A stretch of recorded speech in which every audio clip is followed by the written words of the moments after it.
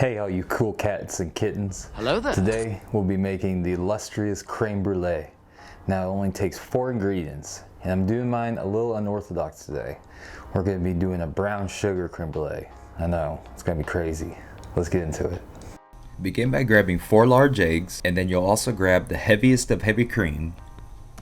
And of course we'll need our luxurious brown sugar. But you can also use white sugar if you don't have the brown. Alright, next you'll need some vanilla extract.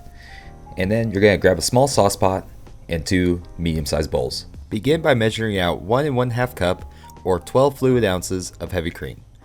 Pour it into your sauce pot and add about 1 teaspoon of vanilla extract. Bring this over to your stove and put it on medium-low heat and bring it to just barely a simmer. Next we're going to separate our eggs. We just need the egg yolks for this, so you're going to save those whites for something else.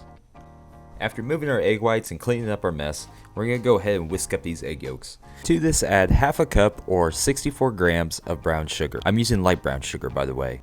Whisk this mix until smooth, and then we're going to begin to add our heavy cream. Slowly temper in your heavy cream like this. Make sure to put something on your bowl if it keeps moving around like mine did. The reason we must temper our eggs like this with slowly adding the heavy cream is to prevent the eggs from curdling.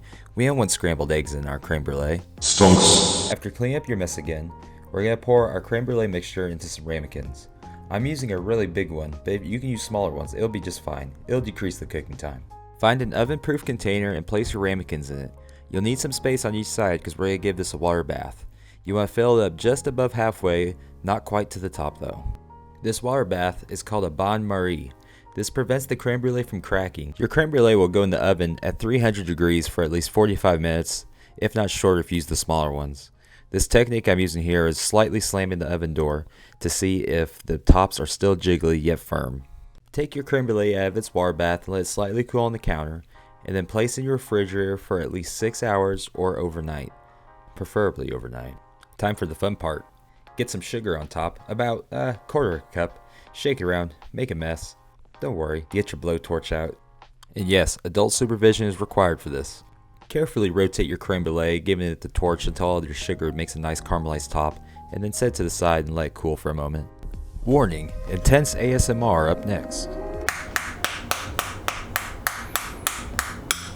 And that is how you make creme brulee. Listen to that pop. Good soup. Like and subscribe. We'll see you next time. You want to come try my creme brulee, babe? My God, are you still talking?